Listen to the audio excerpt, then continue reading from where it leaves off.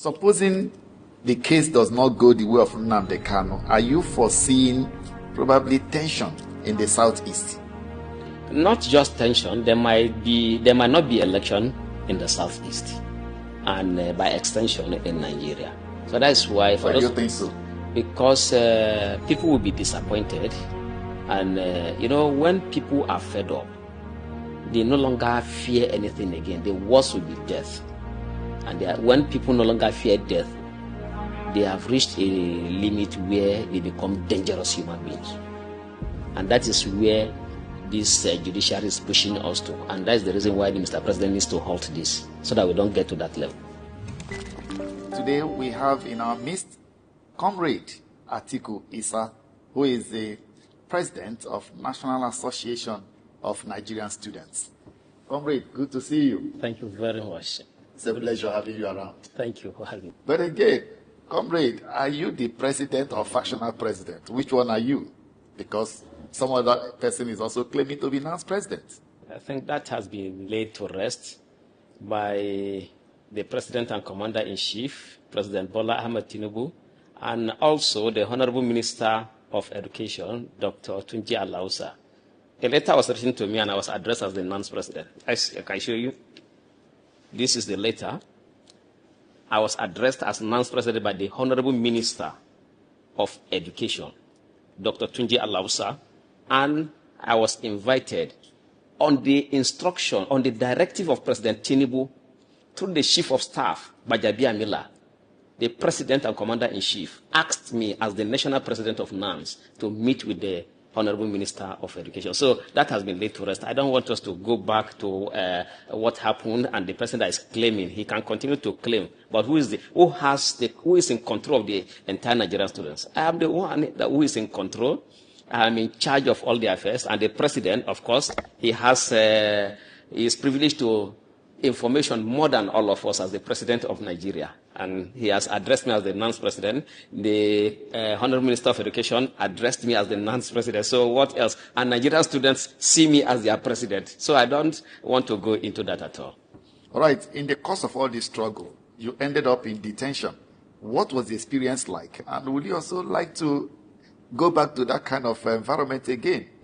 Well, it was a wonderful experience because it afforded me the opportunity of meeting somebody that is dear to my heart now. That's Mazi Nnamdi Kanu. Really? I was detained, and the first day I was brought out, I saw him. I was shocked. So I now went close to him. I said, I am Comrade Atiku Isa. I wanted to introduce myself. I said, no, I know you. So he started telling me about what happened. So I became shocked. Then he told me that I'd be strong. That was how I continued discussion with him for about 2 months. So Mazi Nnamdi Kanu is somebody I know very well, because if you stay with somebody on a daily basis and you are discussing with the person on a daily basis for about 2 months, because in detention you don't have anything to do. You only sit down at a particular spot, and you are with this person on a daily basis, and you are always discussing. So you should know the kind of person that he is. And let me tell you that people don't know that it was prior to my meeting with Mazi Nnamdi Kanu, I had thought that he was a wicked man who want to divide the country, because I am a patriotic Nigerian, and I don't want anything that will bring confusion in this country. So that was the mindset I had. But after meeting him, in the detention, I realized that the Fulanis, the Hausas, the Kanuris there are all loyal to him. You'll be shocked that he has more supporters in the DSS facility than he has outside, because if anywhere you live and you have more than 95% of the people who are supporting you. Before I met him, a Fulani guy told me, because he said, oh, if you see Mazi Nnamdi Kanu, he will like you because you can speak English. The guy does not understand English. We're always communicating in Hausa language, and in Arabic language. So he said, he will like you because you can speak English, and he's a good man. If you have any problem, tell him. He will help you. So that is how they see Mazi Nnamdi Kanu. Everybody in that detention facility, they see him as their leader. So it's not about a leader agitating for the Igbo cause. He's a leader agitating for Nigerians, for the betterment of Nigerians. So that is the person Mazi Nnamdi Kanu is. So I have discussed with him severally, On a daily basis, he will tell me, Atiku, be strong. And along the line, now told me that, okay, I want you to play along so that they release you from here. I don't want you to continue to stay in detention. That was when I said, I'm ready to remain in detention. I said, no, this place is not good for you. Play along. Do whatever they want you to do. Get away from me and go and meet your family. I said, you are here. Say, don't worry. You go out. I don't want to see young men like you to be in detention. So that is the person we are talking about, that Mazi Nnamdi is, a very passionate leader with compassion, and he has the interest of, especially the masses at heart. And I think the problem he has, which is not a problem, is that he's too courageous and fearless. And that is why, to me, he is still in detention. Courageous and fearless. All right, let's look at the issue of the government and Nnamdi. Some persons say that the government is using Nnamdi as a scapegoat to avoid addressing legitimate grievances.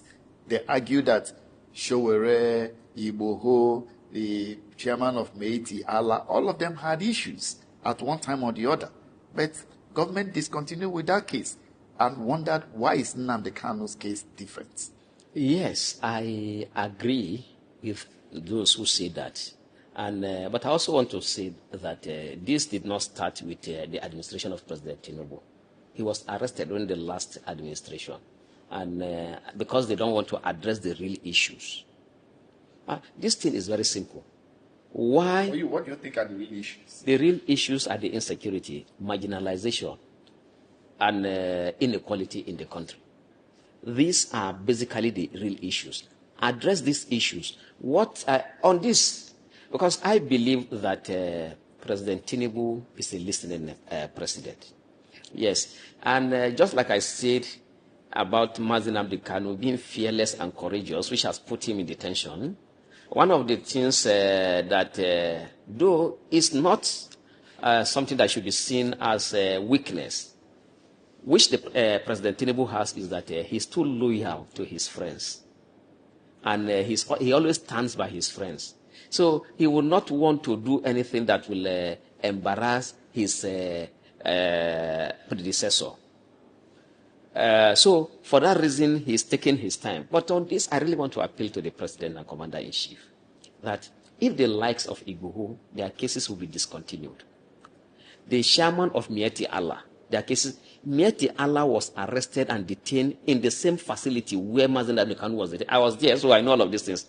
For security reasons, I want to mention the places. I know they are if you close my eyes, I can take you to the detention facility where Mazi Nnamdi Kanu is currently, and where Mieti Allah chairman was before he was released. Don't forget, he was arrested. His boys were alleged to have stabbed a general.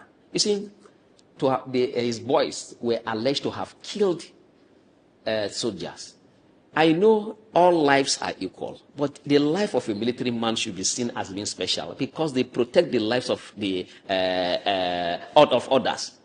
If any group that will attack military men, those groups should be seen as being extremely violent, and they should be condemned in totality.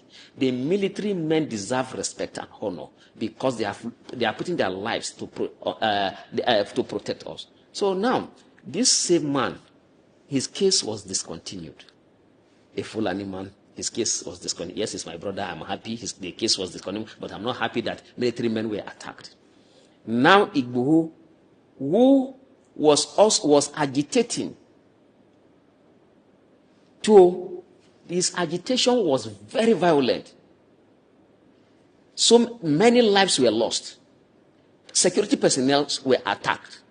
Yet his case was discontinued because he's a Yoruba man. I did not meet Igboho, and I did not meet the chairman of Mieti Allah. But I heard a lot of things about them.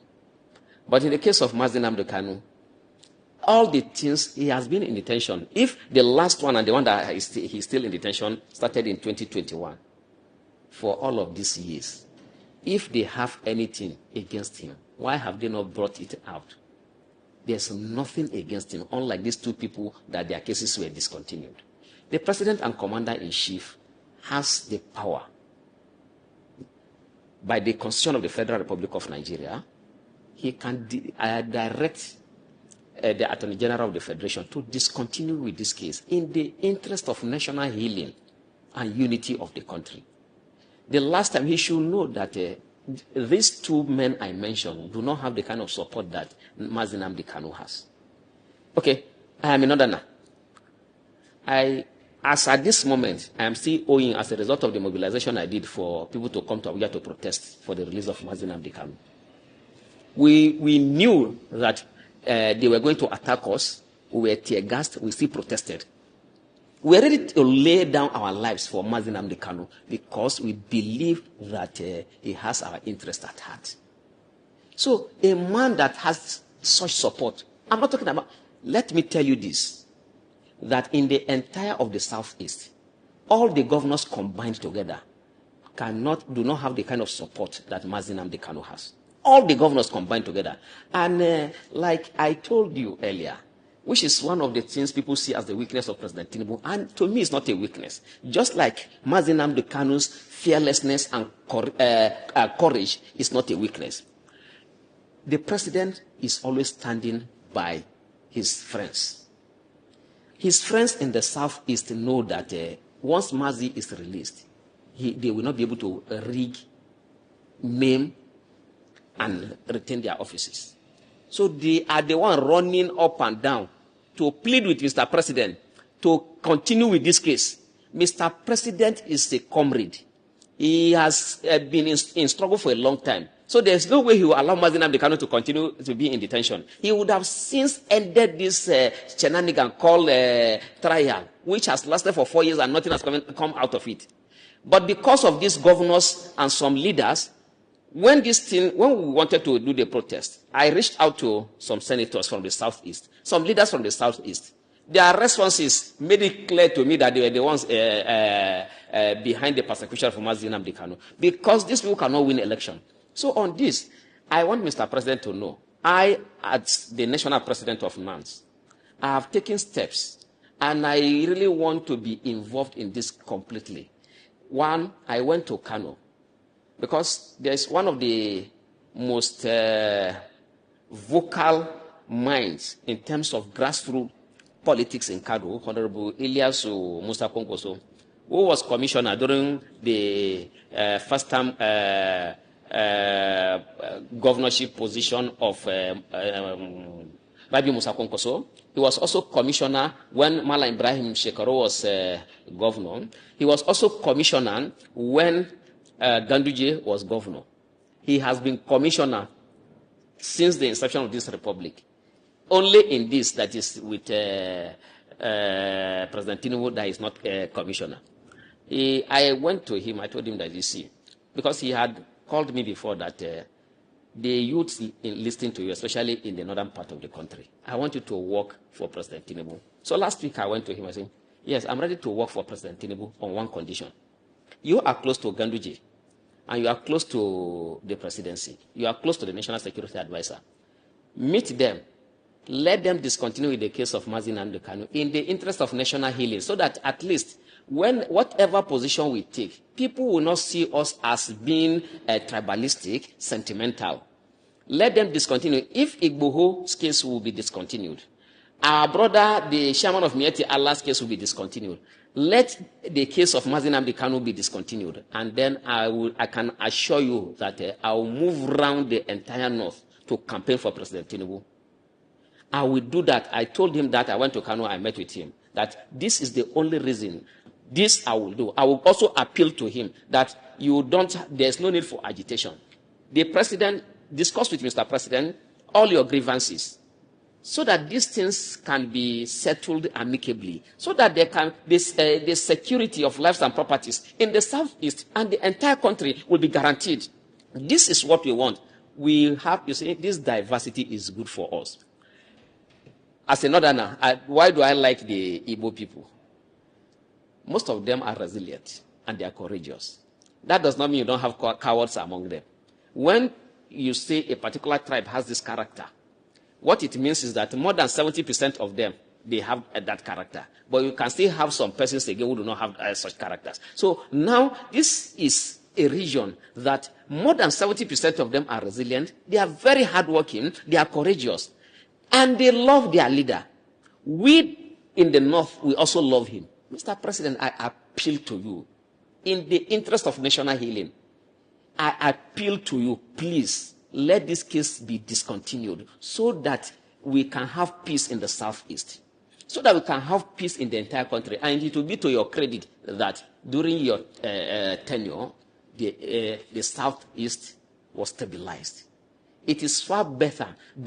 And the votes you are looking for, you will get it easily without spending money. Because in the case of Mazi Nnamdi Kanu, he does not need to give people money. After he's in detention, look at what we are going through because of him. Because we believe in him. So that's the appeal to Mr. President. And the president, let me say this, he's the listening president. You'll be shocked that before 20, this case will continue. Because I wrote a letter to President Tinubu, less than a month, he replied.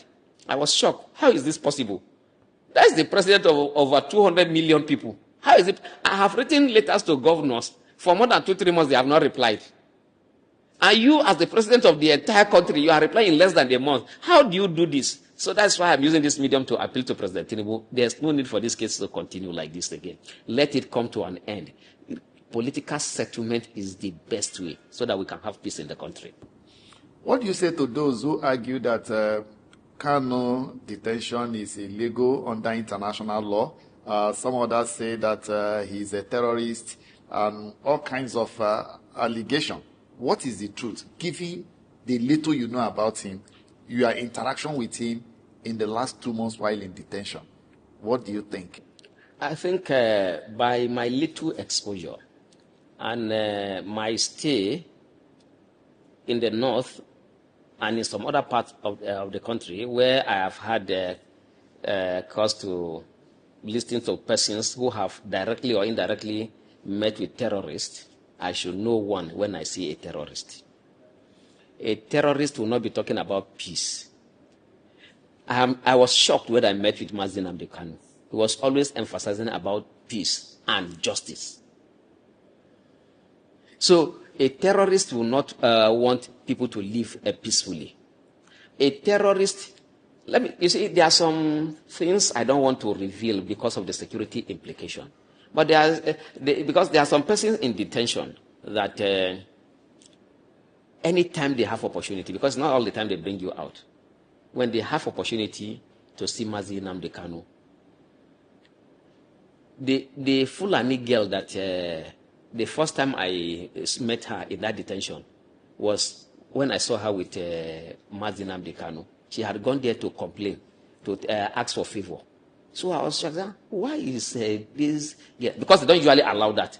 That's one good thing about the DSS facility. They don't allow that at all. But the girl was to be taken out for medication. So she saw Mazi Nnamdi Kanu and quickly started talking to her because she doesn't speak English fluently, and there was a gap in communication. So I had to come in. I realized that she has more confidence in Mazi Nnamdi Kanu than even her own father, by the way she was talking. Mazi was consoling her that do this.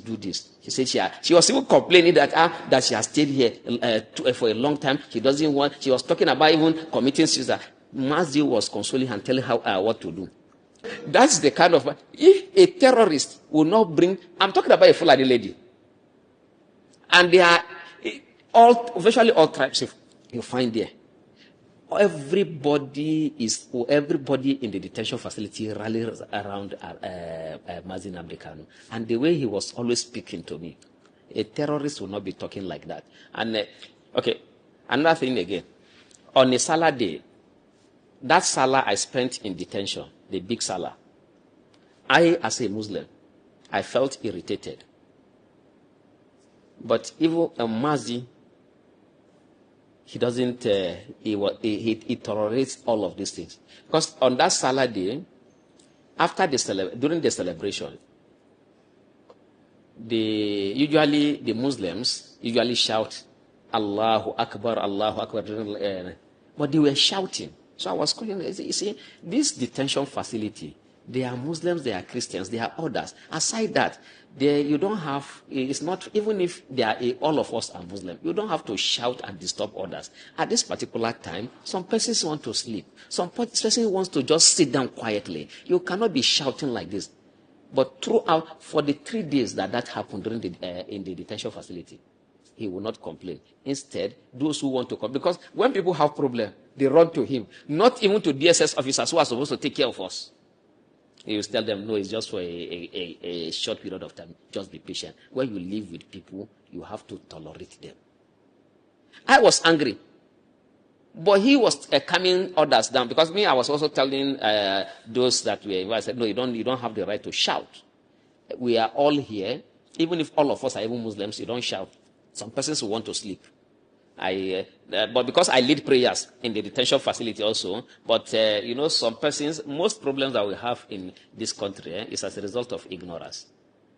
But they couldn't challenge me because they know that I am a Muslim, and I also one of their leaders, even in the detention facility, because I lead prayers. It was when I came that we started even doing the Friday Juma prayers. But I told them that if you want to worship God, you don't have to disturb another person. That any act of worship where another person will feel injured or another person's peace will be taken away, that is not an act of worship that will be rewarded. Now, we don't have to raise our voices. In short, even when I do recitation, I bring my voice down so that it doesn't disturb others. So I was always telling that this is how a religion should be practiced. It should not be a source of problem to people. But Mazi was not complaining. So if he's a terrorist, I have not seen anything that will make me. That's why I believe in him. I believe in him 100%, more than I believe in my state governor, more than I believe in virtually all Nigerian leaders. And that's why I am out. That's why I have been going through all of this, and that's why I'm appealing. You see, of course, I don't have access to him now, but I can tell you that because I know the kind of person that he is. Mazi, as a courageous man, he listens to his followers. He knows I love him, and I know he loves me. So for that reason, once he's released, I'll go and appeal to him. That the same way you told me to play along, I played and I have been released. When I was released, I went on air to appeal to Mr. President for your case to be discontinued. I know you are a strong man, but because of those of us who love you and we want to see you outside, please stop so and so, discuss with Mr. President, and see how this thing can be resolved amicably. I am very sure Mazi will listen to me because he is a listening person. We argue with him on certain things, and he's very vast. So that is the reason why I am coming out now to make this appeal and to tell Nigerians that, and all those listening to us, that Mazi Nnamdi is not a terrorist. He is not a criminal. His only problem is that he's fearless and courageous. He hates injustice.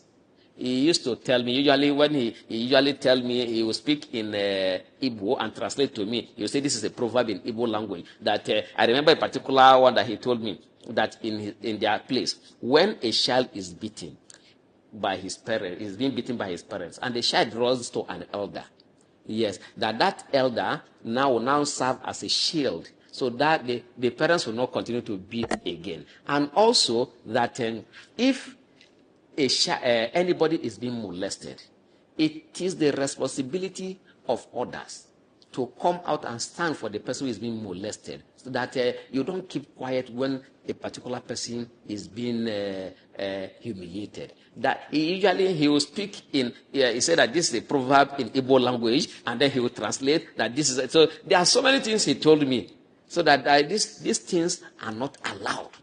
These things, these are the things that are not good, and society must condemn acts of injustice.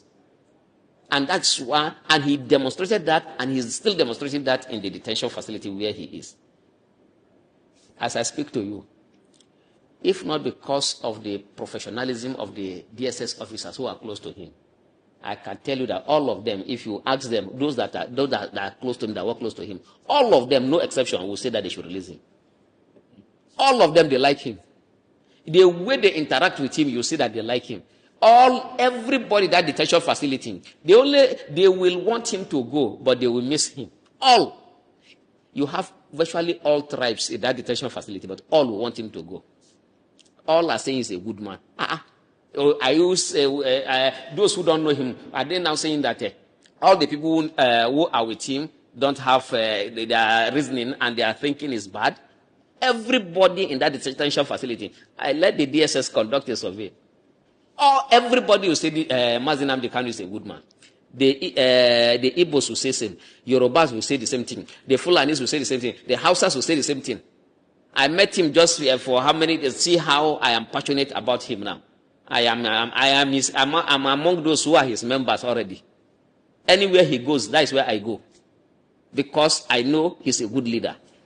You see, you will always want to be by somebody who will not betray you. Somebody that you know that will always stand for you. One of the things my family members told me that you should be happy that you were detained, because at least you have got to meet Mazi Nnamdi Kanu. So that because when I went back home, I told them that I had a wonderful discussion with Mazi. I said, that means this is a blessing now. If you were able to, now are you sure? I said, I'm sure that somebody that I know very well that this. I told them the story about Mazi Nnamdi Kanu. That was why when I was going to protest during the last protest, and because a lot of my family members entertained fears that it was going to be that the security will clamp down on us. But they said, no, if you cannot betray somebody who stood by you, who is a good person, we just pray for you. Whatever happens, go. Not because of what I told them about him. So Mazi Nnamdi Kanu is not a terrorist. And based on, he was kidnapped from Kenya. Also, I think he was kidnapped. Why should you kidnap somebody and bring the person to Nigeria to come and try? And even in Nigeria, I think there was a judgment that was given that he should be released and a compensation paid. Why was that judgment not carried out? So this thing has nothing to do with law. It is pure political witch hunt, and that's why we want Mr. President to just end this. All right, let's look at the judgment has been fixed. His judgment on terrorism charge against him has been fixed for 20th of this month. Supposing the case does not go the way of Nnamdi Kanu, are you foreseeing probably tension in the southeast? Not just tension. There might not be election in the southeast, and by extension in Nigeria. So that's why. Why do you think so? Because people will be disappointed. And, when people are fed up, they no longer fear anything again. The worst will be death. And when people no longer fear death, they have reached a limit where they become dangerous human beings. And that is where this judiciary is pushing us to. And that is the reason why the Mr. President needs to halt this, so that we don't get to that level. Because that is what will happen. We don't even need, you see, they can charge you for anything. I do not, because of the honor done to me by President Tinubu, there are certain things that I have kept to myself that I don't want to reveal. So much I have seen injustice. Injustice has been meted out to me personally. As at the time I was abducted, I was holding the hands of the former governor of Kano State, Malam Ibrahim Shekarum. The emir of Dutse, his representative, was behind. The former governor of Kogi State, Captain Idris Wada, was coming behind us too. It was in their presence I was by Benga Adeyeye, known as Aluta Pilot. And because they told them that I am an imam,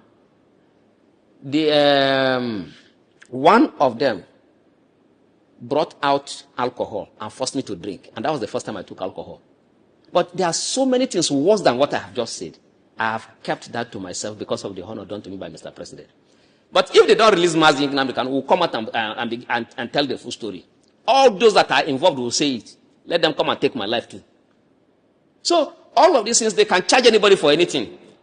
They brought out gun.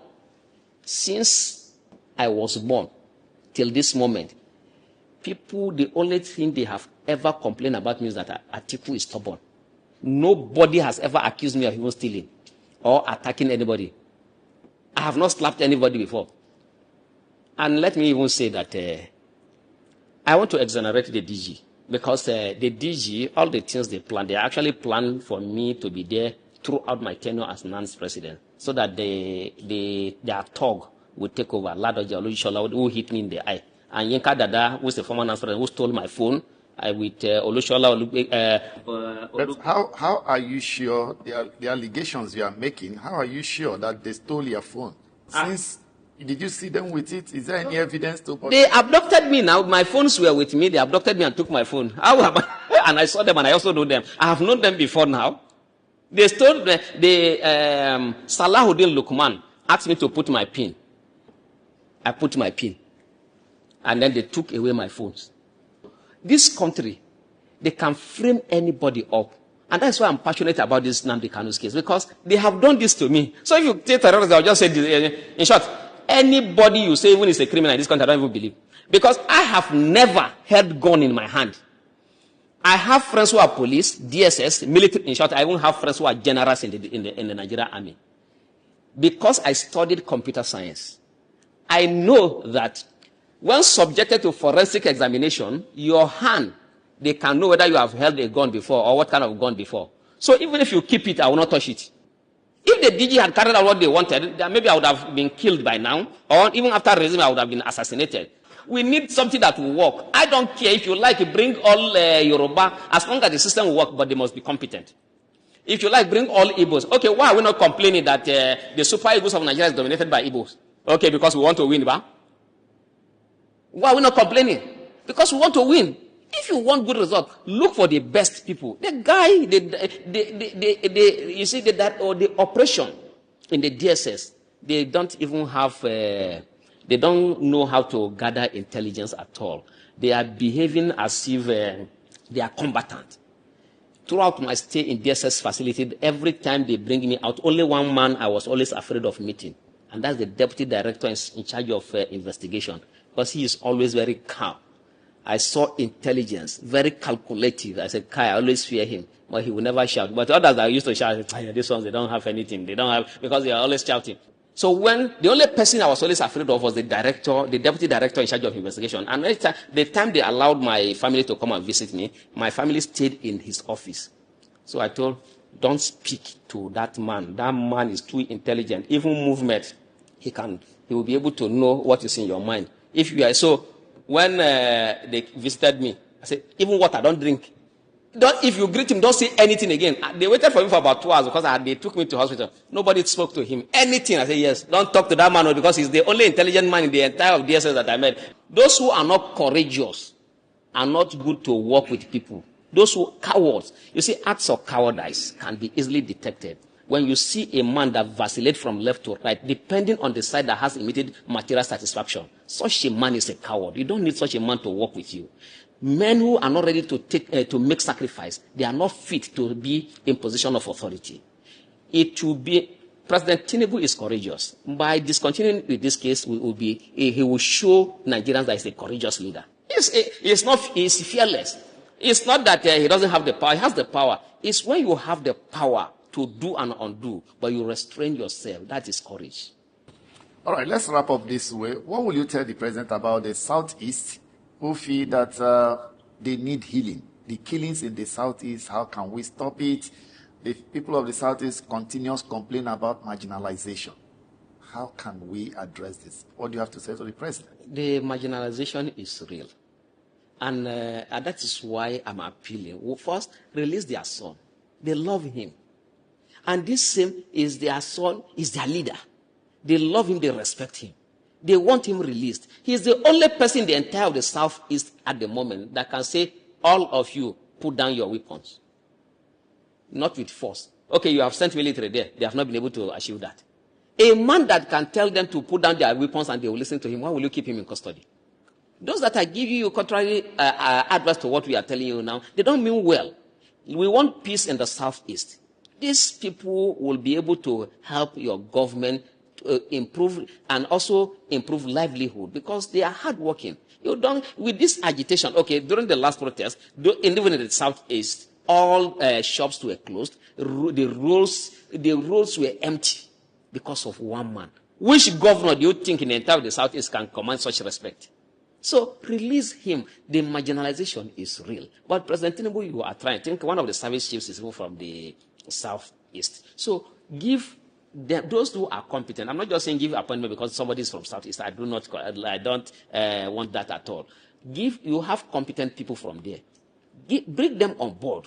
Let all of us work together in the interest of national healing. You see, when I talk to my brothers in the north, they come and tell me, oh, do you know that Mazi Nnamdi Kanu that you are talking about, Mazi Nnamdi Kanu, they are the ones that killed Sardauna? I say, was it Mazi Nnamdi Kanu that killed Sardauna? They say, no, it was the Igbos. I say, okay, what about the Igbos that were killed by our own brothers? That, you see, what happened in 1966, a long time ago, the major who took the decision did not consult all the Igbos before he took the decision. It was his own decision. And that decision, many Igbos lost their lives again as a result of the counter coup. Do you know how Ironsi was also killed? I always want a balanced argument, not just arguing because out of a sentiment. Do you know how Ironsi was also killed? There was a counter coup, and many Igbos lost their lives. So now we cannot continue like that. Let us come together and understand ourselves and forgive ourselves. We are talking about forgiveness. Mr. President, if you achieve this will be your greatest achievement as the president. Release him so that you bring everybody on board. And you will be seen as even the best president for bringing peace. Anything, all achievements without peace is useless. Okay, now, if you construct all the roads in Abuja and people are being killed, okay, what are those that will make use of the roads? If all the hospitals are even functional, and before people get to the hospitals, they are already dead, what will be the use of the hospital? Peace is very important. And even Mr. President will agree with me that to achieve peace in the Southeast, don't listen to these governors. You know that you need this man to come on board because they love him. Once people like, respect, and honor somebody, before you take that, whatever you say about that person, they will not agree. Let the person come to talk to them. That is my appeal. We are appealing to Mr. President. I'm not an Igbo man before anybody will come and say, oh, because you're an Igbo man, is your brother. I am only being objective. And because I don't even have based any... on personal interaction as well. Based on personal interaction and the reality on ground. I don't have any place I can run to. This is the only country I have. I pray for this country. I pray for, in short, the president that I disliked the most was President Buhari. I was also praying for him to succeed because if his failure was also affecting me negatively. Because, okay, if a president is sick, there are things that need the attention of the president. If he doesn't do it, a lot of people will suffer. So that's why I disagree with people that usually I was always complaining about President Buhari. But sometimes when I say, okay, we need to pray for him, when he was sick, we were always praying for him, so that, because if the office is left vacant like that, a lot of bad things will happen. Things will go on wrong. In the same way, I encourage Nigerians to pray for President Tinubu, but we want the president to do the right thing, so that things can work very well. This is the only country we have. You are the father of the country. You are the father of all the Igbos. You are the father of all the Yorubas, all the Hausas, all the Fulanis. So you don't have to take side at all. And you have suffered injustice before. During Nadeko, he was in the forefront. The president is a comrade. So I believe that once this message gets to him, something will be done before 20th of November, so that this case can be discontinued. Thank you very much, comrade. Thank you very Atiku, much. National President, National Association of Nigerian Students. It's been a pleasure having you on Niger Feedback.